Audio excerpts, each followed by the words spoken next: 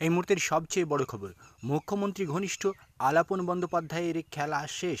রাজ্যের মুখ্য সচিব পদে ছিলেন আলাপন বন্দ্যোপাধ্যায়।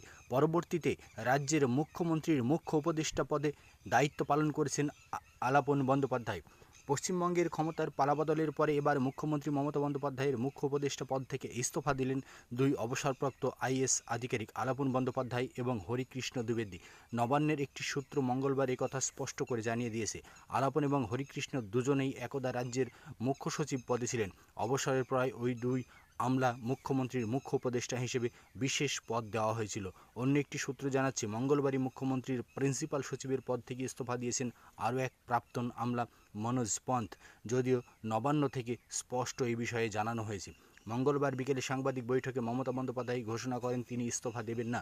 তারপরেই তার তিনজন প্রথম শ্রেণীর আমলা মুখ্য উপদেষ্টা পদে যারা ছিলেন তারা প্রত্যেকেই কার্যত একে একে অবসর নিয়েছেন, একে একে দায়িত্ব ছেড়ে দিয়েছেন। কারণ সাংবিধানিক সংকট তৈরি হলে তাদেরও গ্রেপ্তারের মুখোমুখি হতে পারে।